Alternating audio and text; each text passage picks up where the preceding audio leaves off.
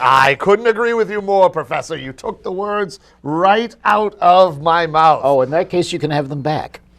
Oh, yeah, but how does one get words back in their mouth? I never understood that saying. You took the words out of my mouth. Well, how do they get back? How do they come out? I should rescind that. You seem to have plenty of yourself already. Yes, but how does it happen? Do you just you throw up and then words come out?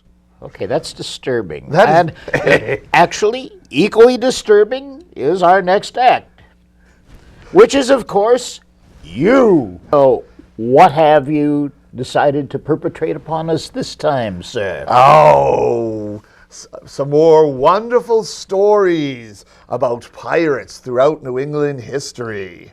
Yes, some wonderful stories, and a wonderful story as well that I actually came up with myself. Uh-oh. And it's very touching. It makes you have been warned. Yes, and it'll make you think of Mother. Well, and now let's watch Captain Forktongue in action. Aye. Now in the year 1720, the governor of Massachusetts at that time was a man, his name was Joseph Dudley, and he commissioned a ship. It was called the Charles. And the man he commissioned as captain of the Charles was a man named Daniel Plowman. Now, Plowman was commissioned to be a privateer, who many of ye know is during war times, privateers would be sent out to attack enemy ships at sea. Many a privateer, though, was so unstable that even during peacetime, a lot of them would not know when to stop attacking ships. So many a privateer would turn to pirate themselves. Now, he had sailed off out of Marblehead, and when he got out into Salem Harbor, his lieutenant, a man named John Quelch, decided that he didn't want to operate under the Massachusetts governor. So a mutiny was held against old Plowman, and they took him and they threw him overboard right in Salem Harbor. The crew had said, "'Twas time for us to find ourselves a new captain." Aye. Now, because it was old Quelch who came up with this, he was the one who was voted the captain. Now, he agreed to be captain, and he agreed to sail under a flag of piracy, but they also sailed under another flag, a flag of Portugal. Now, he wasn't Portuguese, nor were any of his crew. What ye have to understand is that Portugal was said to be a peaceful nation at that time period. It was neutral territory. Even during a lot of the battles, Portugal was neutral and a friendly area. Now, so they would hang this Portugal flag aboard the ship. So when ships would approach, they'd think it was a friendly Portugal ship. If they needed to refuel or they just thought the ship was in trouble, they thought they were safe. So then the ships would get close enough in range. Closer and closer and closer and closer. But then right when the ships were close enough in range, Quelch gave orders to lower the Portugal flag and raise up the Jolly Roger. And then by that time the ships were disarmed and they'd see the pirate flag, and it was too late. Quelch and his men were quite successful at attacking ships this way.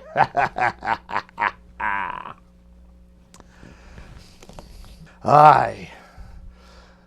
Wonderful to be here today on Sal's show. Me, Captain David Forktongue, sailed on into Sal's show and is really enjoying sharing piracy stories with all of you wonderful folks out there in TV land.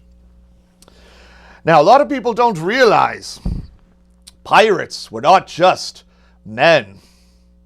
There were many a female pirate as well, who also would attack and pillage. One of my favorite stories was about a maid who worked for a prosperous family out of Boston. Her name was Rachel Wall.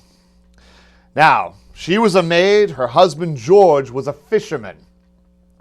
Now, not a very successful fisherman at that, I might add. Now, on one such voyage, he convinced Rachel to take some time off and come and join him on one of his sea voyages, much to the chagrin of his crew. For you see, a lot of sailors believe that bringing a woman on board a ship, 'tis bad luck. A lot of sailors believe that. That may have been the case in this area. For you see, almost immediately out of sailing out, within a month of Rachel joining her husband on this sea voyage, all of her provisions were gone. Everything was gone. The money, the food, everything was all gone. And did they catch one fish? No, they didn't. So George came up with a good idea, or at least he thought it was. He had said to the crew, "We are now going to sail under a flag of piracy."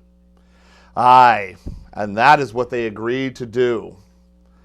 Now, they were more successful as pirates than as fishermen. They had a particular weapon that went over wonderfully. That weapon happened to be young Rachel. For you see, like Jack Quelch, who operated with a Portuguese flag, Rachel became their weapon by standing on the mast of the ship, and when ships would approach, they would see Rachel, and she would sit there yelling, "Help! Help! Save me! Save me! I'm being held prisoner by pirates!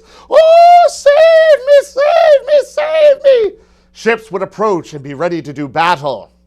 But at that point, Rachel would duck off of the ship. George and his men would come up and attack the opposing ships. They made quite a bit of wealth doing this. Unfortunately, eventually a hurricane would hit and leave the ship pushing and splashing. And oh, it was going everywhere. And the entire ship was demolished. Ah, yes. Now, the only one who survived that voyage was young Rachel, who managed to get rescued by another ship, brought back to the Boston area. She would resume her duties as the maid for that wealthy family out of Boston. Aye, but she wasn't out of the pirate game yet.